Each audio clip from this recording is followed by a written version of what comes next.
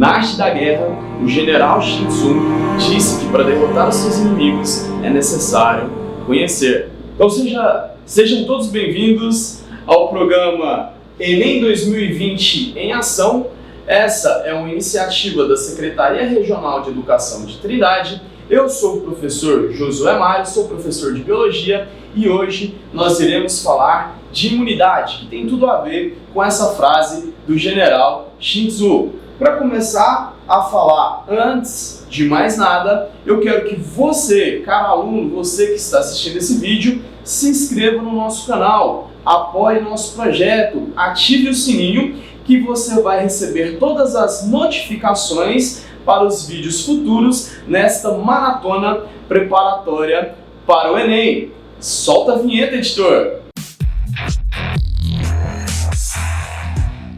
Nesta aula, utilizaremos a matriz referência do Enem 2020. Nós falaremos a competência de área 4, que quer que você compreenda interações entre organismos e ambiente, em particular aquelas relacionadas à saúde humana, relacionando conhecimento científico, aspectos culturais e características individuais.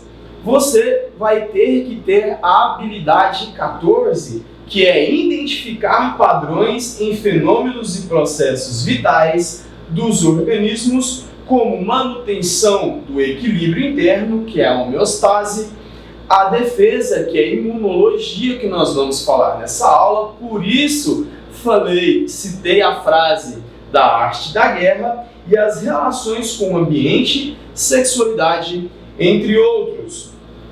Essa é uma aula interdisciplinar que contempla vários conteúdos. Contempla virologia, genética, imunologia, citologia e bioquímica. Tá? A partir dessa ideia, os últimos anos, o Enem disponibilizou, nos últimos 10 anos, o Enem disponibilizou 8 questões com o tema imunologia. No atual momento em que estamos vivendo, este momento de pandemia, é muito pertinente nós entendermos os processos biológicos, químicos e físicos que envolvem não somente a infecção, mas a resposta imunológica que o nosso organismo dá a essa pandemia, ao coronavírus. Então vamos lá, na tela. Nessa aula nós vamos ver o mecanismo viral da SARS-CoV-2, que é o coronavírus, a imunidade inata e adaptativa, qual que é a diferença de imunidade inata e adaptativa,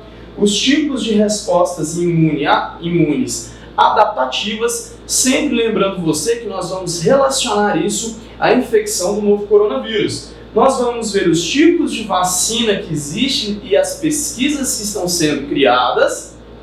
Nós vamos corrigir uma questão do Enem.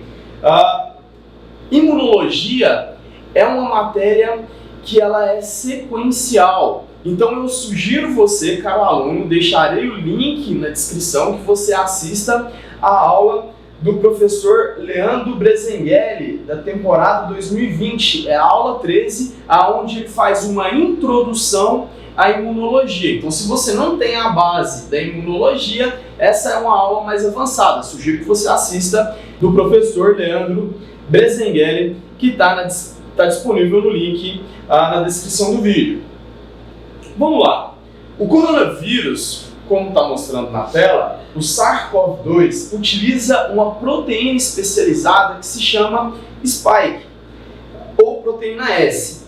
Quando essa proteína ela entra em contato, quando ela se encaixa com a proteína específica que contém na membrana plasmática da célula, a ACE2, como você está vendo na tela, essa agulha, essa proteína, ela faz através do encaixe induzido, encaixe chave-fechadura, que esse vírus ele entre para dentro da célula. E a partir do momento que esse vírus entra para dentro da célula, nós temos as respostas imunológicas que nós vamos estudar nessa aula. E para isso eu tenho uma pergunta. Olha só, se o ambiente em que vivemos está cheio de agentes agressores, inclusive o novo coronavírus, porque não estamos doentes o tempo todo. Que mecanismo o sistema imunológico utiliza para nos proteger sistematicamente das doenças?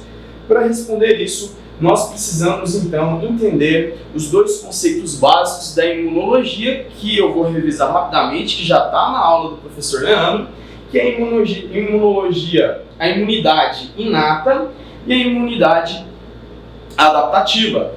A imunidade inata, senhores, é aquela imunidade que já nasce com você. Por exemplo, a barreira da tua pele, as secreções do seu corpo, a microbiota que produz o ácido graxo, essa gordurinha que você sente, essa oleosidade que você sente na sua pele, ela é um mecanismo de defesa. A cera do teu ouvido é um mecanismo de defesa e isso faz parte da imunidade inata. A partir do momento em que o vírus ele consegue ultrapassar essas barreiras físicas e que ele consegue entrar dentro do teu organismo, ele conta também com as células que fazem parte da imunidade inata. Os fagócitos, por exemplo,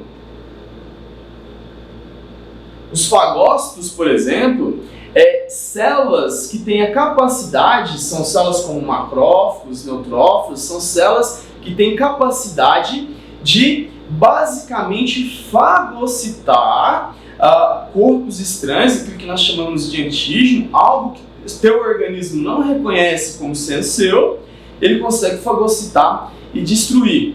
Uma característica muito interessante é que a imunidade inata, ela é inespecífica, ela não tem especificidade. O que significa? Que ela não consegue diferenciar, ela não consegue ter uma ação específica sobre qualquer antígeno ou patógeno infeccioso que adentre o teu organismo. Entre os componentes da imunidade inata, nós temos também o sistema complemento, que é uma aula inteira, tá? Que eu nem vou falar muito sobre ele, porque para explicar o sistema complemento é uma aula inteira. E as células natural killer, que na minha opinião é um nome muito bacana das células do sistema imunológico. Nós vamos falar sobre os linfócitos e a natural killer basicamente ela é um linfócito T, para você que assistiu a aula do professor Leandro. Ela é um linfócito T que ela trabalha no sistema inato, ou seja, sem especificidade. Mas retomando a ideia da infecção por coronavírus, nós temos os linfócitos. Os linfócitos é uma classe de células especializadas de defesa do nosso organismo que vai trabalhar da seguinte forma. Nós temos os linfócitos B e os linfócitos T. Os linfócitos B são moléculas, são células especializadas no reconhecimento de moléculas como glicídios e lipídios, de fatores patogênicos, ou seja, de fatores que podem trazer uma doença para você, mas que fiquem fora da sua célula, são extracelulares. Os linfócitos B, eles produzem anticorpos, como você pode observar aqui no esquema.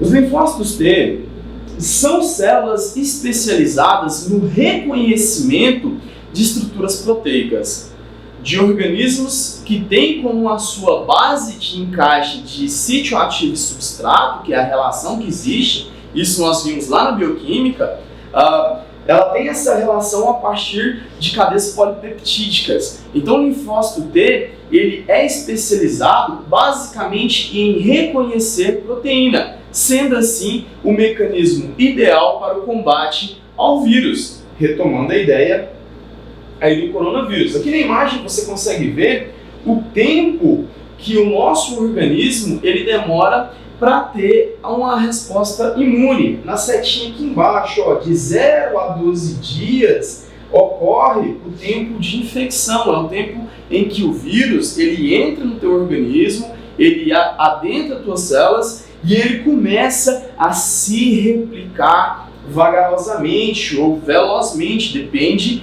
do seu sistema imunológico inato, como vai estar a ação do teu sistema imunológico inato. E as outras respostas imunes, elas podem variar de 1 a 7, 14, até 21 dias. E eu tenho uma pergunta a fazer para vocês, pensando nessa diferença de linfócito B e linfócito T. A pergunta é, na tela, por que determinadas respostas adaptativas são feitas somente pelos linfócitos através da liberação de anticorpos e por que, além dos anticorpos, tem também a participação dos linfócitos T. Para entendermos isso, nós precisamos falar aqui dos dois tipos de linfócitos, né? Aqui o linfócito B, ele vai reconhecer glicídios e lipídios, e o linfócito D, ele vai reconhecer proteínas, né? Sistemas proteicos. Então, o linfócito T, ele reconhece basicamente estruturas proteicas. Tendo em vista que o coronavírus, que é o assunto que nós estamos tratando nessa aula, o coronavírus ele tem a sua estrutura quase 100% proteica e glicoproteica, com exceção ali do seu DNA, os linfócitos T, então, eles serão as células que estarão prontas, disponíveis para atuar diretamente no combate. Todos os linfócitos T têm a mesma função? Pergunta na tela. Quais as principais subpopulações de linfócitos T? Para responder isso, nós precisamos entender que nós temos aquilo que nós chamamos de imunidade humoral e a imunidade celular. A imunidade humoral é aquela imunidade no qual as nossas células elas produzem anticorpos específicos para antígenos e patógenos infecciosos. Então, basicamente, nós temos dois sistemas efetores, né? Nós temos os micro-organismos que infectam o teu corpo, né? E aí você tem as células de defesa que mediam esse processo. Primeiro vem as células de defesa do sistema inato, vem ali os macrófagos, e eles englobam, eles fagocitam esse micro-organismo, tá? Então passa de imunidade humoral, aonde uma célula reconheceu que tem um corpo estranho dentro do teu organismo e solicitou a ajuda de uma célula T, que no caso é um linfócito T auxiliar. Esse linfócito T auxiliar, ele tem como função ativar o macrófago para que aquelas moléculas, aqueles organismos invasores, patogênicos, infecciosos que estão dentro do macrófago, ele seja destruído, ele seja digerido através de enzimas que contém dentro dessas células. Já o linfócito T citotóxico, que é um outro tipo de linfócito, ele é especializado em matar células infectadas com patógenos infecciosos endosselulares. Quando eu falo endosselulares e extracelulares, eu preciso que você compreenda que o endosselular é aquilo que está dentro da célula. O vírus, ele age assim, ele passa por todas as barreiras, ele entra dentro da célula e a partir disso, dentro da célula, ele utiliza todas as ferramentas que a nossa célula tem, né, os ribossomos, utiliza os nossos RNAs mensageiros, utiliza todo o mecanismo celular para se multiplicar. E o linfócito T, os linfócitos T, eles utilizam o citotóxico, ele utiliza uma proteína que se chama perforina. Essa proteína chamada perforina, como você pode ver na tela, ela perfura a membrana plasmática da célula e ela causa um desequilíbrio homeostático. Ao causar um equilíbrio homeostático na célula, né, entra muita água, entra muito potássio, sai muito sódio. Quando isso ocorre, ativa uma sequência de enzimas que nós chamamos de granzimas. Dentro desse grupo de das granzimas, nós temos as capases, que são enzimas que elas são preparadas para fazer com que a célula sofra uma morte programada, que na biologia nós chamamos de apoptose. Então, basicamente, o linfócito T citotóxico, ele apresenta receptores que são TCR. TCR é o nome do receptor que está em volta dessas células, está presa na membrana plasmática dela, E esse receptor TCR, ele é especializado para o reconhecimento de antígenos associados ao complexo MHCI, que é o nome de outro complexo do sítio ativo que recebe essa informação. E com isso produz as perfurinas. Como você pode ver na tela, nós temos uma diferenciação de linfócito B, linfócito T auxiliar, linfócito T citotóxico, linfócito T regulador e células assassinas, as natural killer, né? Basicamente, existem muitos outros linfócitos, tá? Mas é um conteúdo muito específico que acaba ficando para o ensino superior. Aqui para o ensino médio, para o Enem, esses são os principais linfócitos que você, cada aluno, tem que saber. E dentre todos esses linfócitos, eu vou dar uma pincelada rápida, porque o nosso tempo é curto, tá? Mas presta atenção e anota todas as informações. O linfócito B, ele basicamente se une ao micro-organismo, que nós chamamos de antígeno, e ele gera anticorpos. Essa é a ação do linfócito B. Ele vai se unir, ele vai reconhecer quimicamente esse antígeno, ele vai pegar um pedacinho, literalmente ele vai arrancar um pedacinho ali da bactéria, do fungo, do protozoário, que é um invasor extracelular, e ele vai criar um anticorpo com especificidade, um anticorpo específico. E esse anticorpo, ele vai destruir, então, esse invasor potencialmente agressivo. O linfócito T auxiliar, ele trabalha em parceria com a célula apresentadora de antígeno, como você pode ver aí na tela.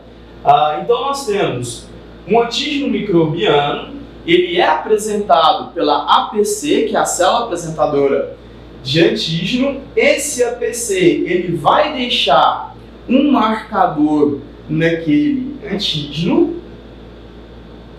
A partir desse marcador, essa célula ela vai passar por um processo de clonagem, mitoses sucessivas, e essas mitoses sucessivas, elas irão originar linfócitos especializados ou anticorpos especializados para o combate do patógeno. O linfócito T citotóxico, ele age de maneira mais parecida com a célula natural killer. Tanto que a célula natural killer, ela é uma célula na qual ela utiliza-se de um mecanismo igual, que é as perfurinas, como nós já falamos logo atrás. Então, nós temos a ligação da célula infectada com o vírus a um linfócito citotóxico. Esse linfócito citotóxico, ele vai liberar perfurina e essa célula ela será destruída. O linfócito T regulador, ele tem a função, como você pode ver na tela, de cessar, de parar a resposta imunológica. Quando o organismo ele percebe que já não precisa mais, já não necessita mais de uma resposta imunológica, os linfócitos T reguladores eles entram em ação e a resposta imune ela cessa. E nós temos aí a célula assassina, natural killer, que ela é um linfócito T citotóxico, só que ela trabalha no sistema inato e o linfócito T trabalha no sistema adaptativo ou adquirido. Aqui nós temos um esquema que mostra aqui na tela como ocorre o processo de memória imunológica. Então, basicamente, um antígeno, um patógeno, um corpo estranho, algo infeccioso entra no teu organismo, consegue passar por todas as barreiras da imunidade inata. A partir disso, nós temos duas células que vão mediar essa resposta imune, o linfócito T virgem e o linfócito B virgem. Se a estrutura ela for glicolipídica, ou seja, se ela for formada por glicoses, por estruturas de carboidrato ou estruturas de gordura, vai ser o linfócito B que entra em ação. Se ela for mediada por proteínas, nós temos o linfócito T que entra em ação. A partir do momento que o linfócito T vai lá, se conecta, esse linfócito ele se conecta ao antígeno, ele carrega um pedaço desse antígeno e passa para a parte de expansão clonal. Nessa parte de expansão clonal é como se ele pegasse e multiplicasse o seu exército, multiplicasse o número de soldados. Não são soldados, são proteínas, mas é como se fossem soldados, multiplica de uma forma muito grande para que o corpo, então, ele sofra aquilo que é chamado de diferenciação. Quando ocorre a diferenciação, se for no caso do linfócito B, vai produzir ali os anticorpos e no linfócito T ele vai ter ali a ação específica. Toda célula de defesa que ela é envolvida num processo de imunidade, quando ela está combatendo, todas elas morrem. A partir do momento em que ela se uniu a uma célula infectada com o vírus, aquela célula de defesa também vai morrer. Porém, aquelas células de defesa que não entraram em contato com o antígeno e que sobreviveram, elas vão gerar aquilo que nós chamamos de memória imune. E é isso que a medicina, essa seria a chave para o tratamento da Covid, para a criação de vacinas. Tá? Então nós temos dois tipos de imunidade. Uma imunidade que é chamada de ativa e a imunidade que é chamada de passiva. A imunidade ativa, ou você tem que entrar em contato com o patógeno, você tem que ir lá e ficar doente, receber o vírus, ou você tem, basicamente, que tomar uma vacina. Tá? Como nós ainda não temos uma vacina disponível, a única forma de imunização ativa para o coronavírus é o contato, né, é ficar doente ali, adquirir a cepa do SARS-CoV-2. E aí, a partir de um tempo, né, os linfócitos T se diferenciam e aí você tem a especificidade, que ela é altamente eficiente no combate, no combate de patógenos, e nós temos também a memória imunológica. Já a imunidade passiva é quando você recebe o soro. Esse anticorpo ele foi produzido em outro organismo e esse outro organismo ele já adquiriu a doença, ele já foi curado, ele já tem anticorpos no seu sangue. Você recebe esse soro. Quando você recebe esse soro e entra em contato com o antígeno no teu sangue, tem um anticorpo, o anticorpo vai lá e basicamente consegue neutralizar a infecção. A diferença é que a imunidade passiva ela não deixa a memória imunológica. Então, quais são os métodos que podem ser utilizados para induzir o sistema imune a criar uma resposta através de vacinas? Nós vamos ver. Resumão para você na tela. Então, toda vacina, senhoras e senhores, ela é produzida a partir de um pedaço do vírus. Sempre, todas elas, inclusive as vacinas genéticas.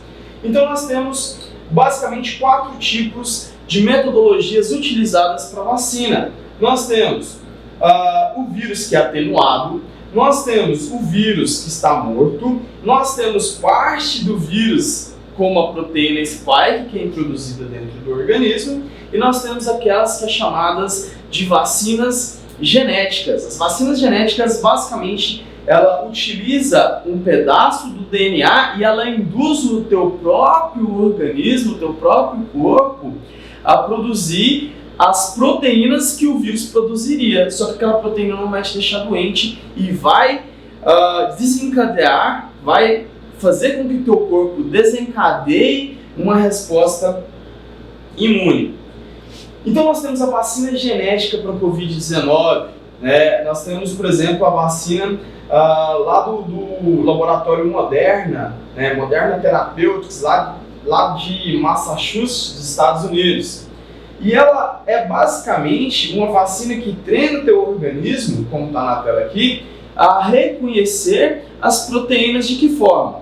Eles pegam um pedaço do DNA viral, na verdade é um RNA mensageiro que o vírus utiliza para produzir aquela proteína chamada de Spike S, introduz esse RNA mensageiro dentro de uma cápsula de lipídio, introduz dentro do teu organismo e quando essa cápsula lipídica ela se acopla à membrana plasmática da tua célula, ela libera esse RNA dentro da tua célula. Quando libera o RNA dentro da tua célula, as suas enzimas, né, por exemplo, a DNA polimerase, que é uma enzima que é preparada totalmente para ler o DNA, ela vai automaticamente fazer a leitura desse DNA e produzir aquela proteína que vai desencadear uma resposta imune. Já as vacinas com vetores virais, ela é muito utilizada, né? A Oxford está trabalhando nisso. Então, nesta vacina está sendo utilizado, no caso da Oxford, ela é utilizado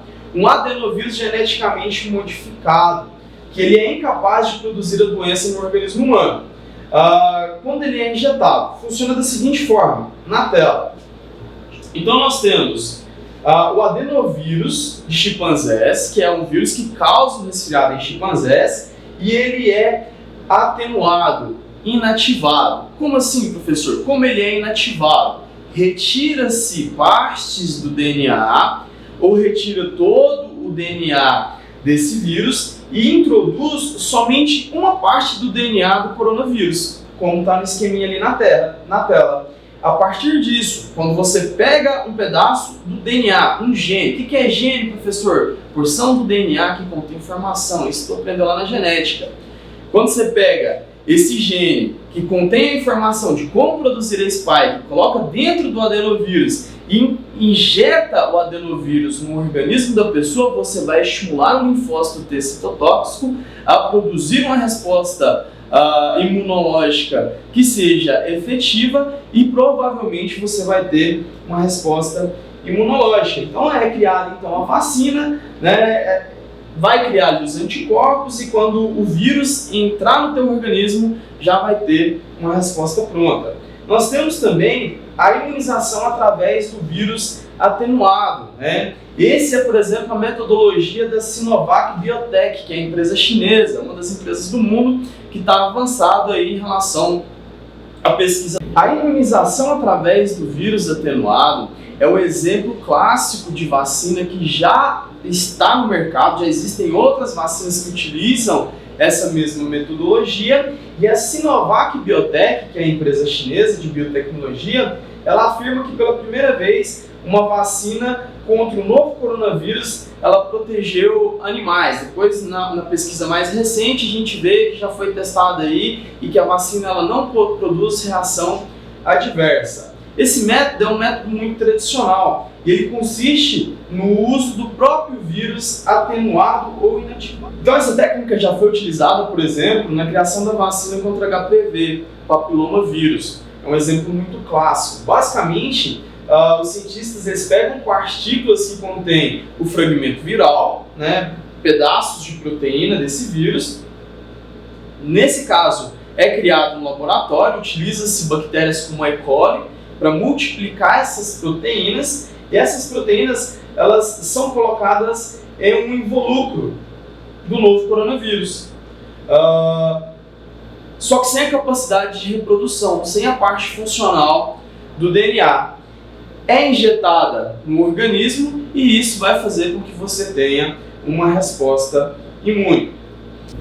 Então vamos lá, pessoal, questãozinha do Enem para vocês ficarem espertos e consolidar o aprendizado dessa aula. Enem 2015, questão de revisão. Vamos lá. Tanto a febre amarela quanto a dengue são doenças causadas por vírus do grupo arbovirus, pertencentes ao gênero Flavivírus, existindo 4 sorotipos para o vírus causador da dengue. A transmissão de ambas acontece por meio da picada de mosquito, como a Aedes aegypti. Entretanto, embora compartilhem essas características, hoje somente existe vacina no Brasil para a febre amarela e nenhuma vacina efetiva para a dengue. Esse fato pode ser atribuído a, vamos lá, questão A, a maior taxa de mutação do vírus da febre amarela do que vírus da dengue. Olha só, presta atenção, caro aluno, essa alternativa A. Tem vacina para febre amarela? Sim ou não? Tem. Tem vacina para dengue? Não tem. Isso quer dizer que a dengue ela tem uma taxa de mutabilidade, de evolução muito maior que da febre amarela. Então essa questão está errada. A febre amarela ela tem uma baixa taxa de mutação. B. Ela tem alta variabilidade antigênica do vírus da dengue em relação ao vírus da febre. O que é alta variabilidade? O que é variável? Vamos lá, vamos para a próxima. Menor adaptação do vírus da dengue à população humana do que do vírus da febre amarela. Ambos são adaptados, né? Tanto o vírus da dengue quanto o vírus da febre amarela atinge os seres humanos, né? São patógenos infecciosos. D. Presença de 2 tipos de ácidos nucleicos no vírus da dengue. Nada a ver, cara. Ácidos nucleicos no vírus da dengue não tem relação, né? Tanto o vírus da dengue quanto o vírus da febre amarela, no seu DNA nós temos os ácidos nucleicos, ok? E a E, baixa capacidade de indução da resposta imunológica pelo vírus da dengue em relação à da febre amarela. Não, a gente não tem uma baixa capacidade de resposta imunológica, né? Tanto a febre amarela quanto a dengue, nós temos uma boa resposta imunológica. A questão é que o agente infeccioso ele é muito violento. No caso da febre amarela, nós temos uma taxa de mortalidade que chega a 40%. Então, qual que é a resposta correta? Alternativa D. Por quê? Como o vírus da dengue sofre muitas mutações, existe uma dificuldade muito grande de fazer uma vacina que realmente funcione, que seja eficaz. Vale destacar que no Brasil existe uma vacina para dengue, só que essa vacina ela não protege contra todas as cepas, tá? Então não adianta você tomar uma vacina que tem um monte de cepa diferente de dengue por aí. Gostou da aula? Não esquece de deixar o joinha, ativar o sininho, se inscrever no canal e ficar de olho na próxima aula. Enem 2020, Secretaria Regional de Educação.